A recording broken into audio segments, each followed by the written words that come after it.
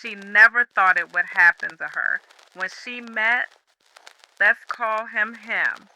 He was charming, the kind of man who opened doors and remembered her coffee order, but over time the warmth cooled. The criticism started small. Why do you wear that? Or you're lucky I'm still here. Then came the yelling, the broken things, the bruises she learned to hide. She told herself it wasn't abuse. After all, he never hit her until he did. Still, she stayed out of fear, out of habit, out of hope that maybe he'd change. Then one morning, as she stood in front of the mirror, covering a bruise on her collarbone, the hand she cut trying to grip to a knife to cut him. Her son, just 6 years old, walked in and asked, "Mommy, did he do that again?" That was the moment, not the worst moment, but the one that broke the spell.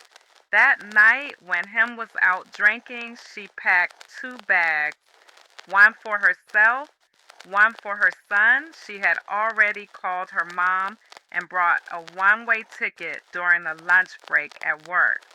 She'd hidden her documents months ago in a shoebox, just in case. They left in silence. Her hands shook as they stepped onto a local bus. But with every mile they sat and looked out the window, the air felt a little lighter. On the bus, she cried for hours, not just from fear or grief, but relief. Because even though the road ahead would be hard, court dates, counseling, rebuilding, she had done the impossible. She left. You made it out. You're free. Today, I want to speak with you about something difficult but vital: escaping an abusive relationship. Abuse isn't always physical, it can be emotional, psychological, financial, or sexual.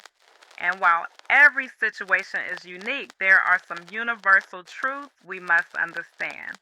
First, abuse thrives in silence and isolation. Abusers often control through fear, manipulation, or dependency. They might make you feel worthless, convince you no one else will care, or even threaten your safety if you leave. But let me be clear, none of this is your fault. Abuse is a choice made by the abuser, not a reflection of your worth. Second, recognizing abuse is a critical first step. Does your partner make you feel afraid? Do they isolate you from friends and family, monitor your movements, or blame you for their actions? These are red flags, and they often escalate.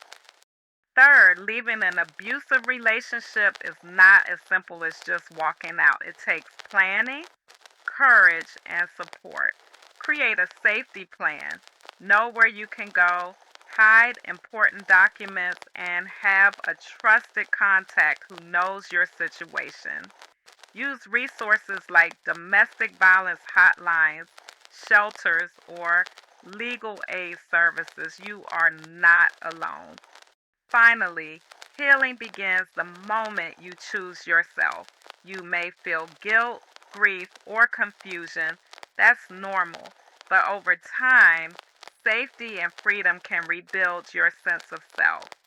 If you or someone you know is in an abusive relationship, please reach out for help. There is life after abuse, and you deserve that life, one of dignity, safety, and love.